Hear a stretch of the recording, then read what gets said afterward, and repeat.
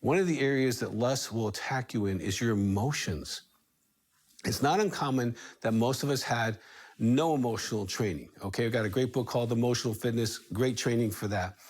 So when we have emotions, especially big emotions, we in the past could have run to lust or pornography or fantasy to mitigate those emotional stresses or the pain that we were experiencing at the moment to try to get out of it. In Lust-Free Living Materials, we call that the E zones, or the emotional zones. These can be painful emotions like rejection, rejection from your wife even, or even your kids or your friends or your boss. Stress, self-imposed or other imposed. Anxiety, fear, anger, despair, hopelessness. You don't know what to do when these strong emotions hit you if you haven't been trained. Well, in the Lust-Free Living group, you would reach out and share with a man. Now, if you're women, you'd share with a woman what is going on with these emotions so that you can dissipate that pain, okay, and totally evaporate it once you share it with someone else. When we bring it to the light, these things become light. That scripture is so applicable. So if you're having a strong feeling or you're having a struggle in your relationship with your wife, you can just share with the guy, hey, this is what's going on today. I felt a little, disrespected, but I don't need to go medicate. I can just share it, pray with me. We all go through life. And the ladies, they don't have perfect lives either. So ladies, call one another, okay? Then you don't have to medicate if you're medicating in some inappropriate way. Now, you might be triggered by something from your past. That can go on. You can see someone being bullied or yelled at by parents, and you can have a strong emotion that can put you into an emotional E zone. That can be very difficult for you as well. Or you can be watching some entertainment of something that triggers you. It can even be an emotion of celebration or entitlement after an accomplishment, that you want to reward yourself. In the past, you use that to justify lusting or doing pornography or other things. We're not allowed to lust after God's daughter. We don't have permission to do that. We are slaves of the Most High God. We don't have the right to do that. Now, sometimes the trigger that puts you into an emotional zone is external. You see a woman, or maybe you're a woman and you see a man and you sexualize her, and whammo, you're in this emotional kind of triggered state, right? A woman can smile or a man can smile and you can be triggered. You can sexualize their just kindness, okay?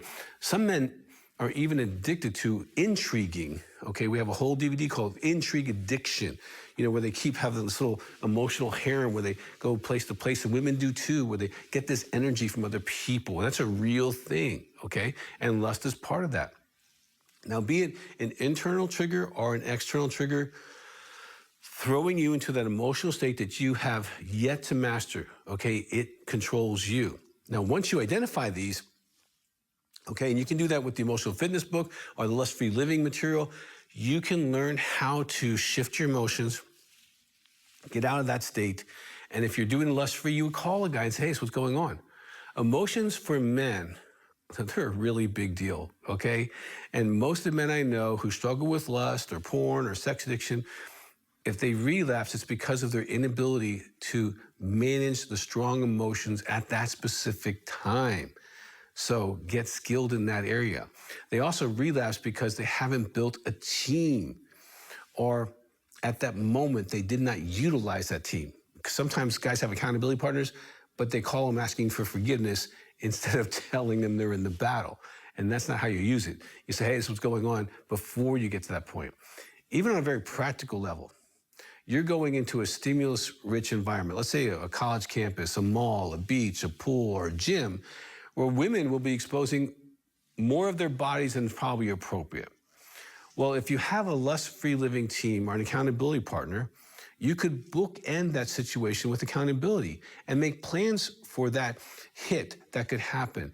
You call before you go into the environment, and you call after you go out of that environment, and you tell them how you did, that you didn't scan, you didn't look, you didn't double take, you stayed focused on what you were doing, you stayed present with your wife, okay? And then you start getting free. Once you have a team, you have created a safety net for you around the lust issues. You no longer feel alone, and you don't have to feel hopeless that you're going to give into some temptation or lust because you're more focused. You can see it coming at 3 o'clock or 9 o'clock or 6 o'clock and go, whoa, I need to look a different place, okay? You can see women, no matter what their age, as sisters, older women as mothers, okay? And in your heart, see them as daughters of God. Once you put God between you and that woman or you and that man, it changes everything, okay? The fear of God is like, okay, God, you're present and you're watching how I think or react to this person, and I want to react to them as an eternal being. Now remember, he does see our thoughts and our heart, and he sees if you're trying.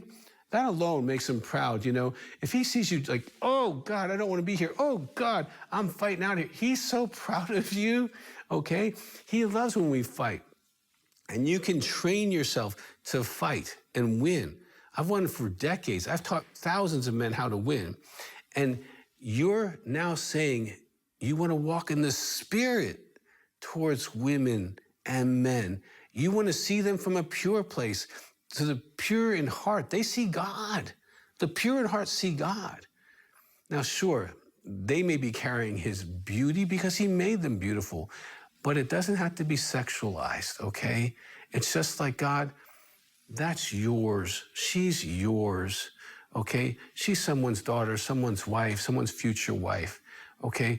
My responsibility is to protect her. So right now, Lord, I'm just going to pray that you save her, you fill her with your Spirit, you let her kids live a life of destiny, you bless her with a great husband who will serve the living God, and you start interceding for people that the enemy is, you know, kind of luring you with maybe, or you're luring yourself with, you'll stop, okay? You will find that there's not as many of them coming around because you are now using that stimulus as a point of prayer instead of a point of lust.